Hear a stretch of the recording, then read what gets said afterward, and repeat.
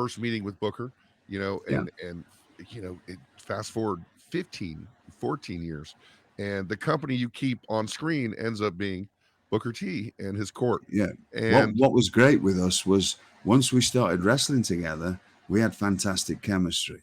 right, because I mean, And we Booker always got in the on. ring Yeah. was quite a talent. Very early on, Fantastic. you could tell he was Fantastic. special. Yeah. As a fan, you're Fantastic. like, Yeah. "Who Yeah. is that guy right there?" Like, Absolutely. he's great.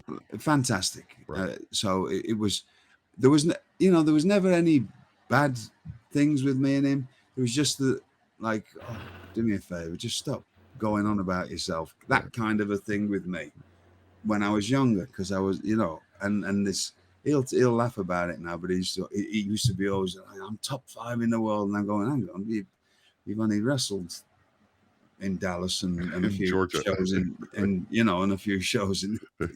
I've been all over the world, Right.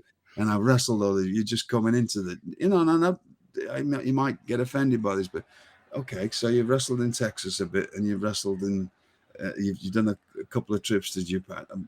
Well, that don't make you, don't start throwing that.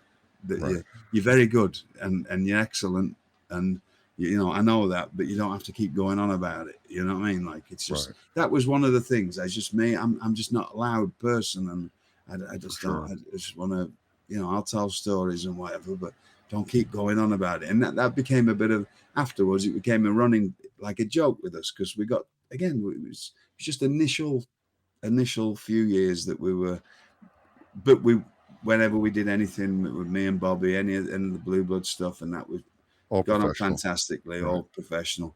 But in real life, there was times when we were, because of different day and age, if we were ever out in public, there's times when we used to, I remember one night before something we were doing, we were in a bar somewhere, and we just happened to be in the same place, and he was there, and it's something, and we sort of created a scene because we wanted people to Mm.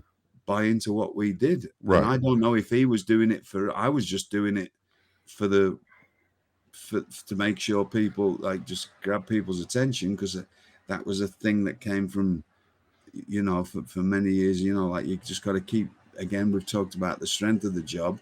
Right. Well, he's there, and I think we were wrestling him the next day. Well, he's something, he might remember that better than me, but there was something that was just a bit of a, and then the doorman got involved, and, like, we Right. just sort of left, and but it wasn't a reality thing, but it was just the way we were, and we weren't gonna expose our job or our whatever we had going on in front of a bar full of people. Right. And unfortunately, it became more of a thing than it needed to be.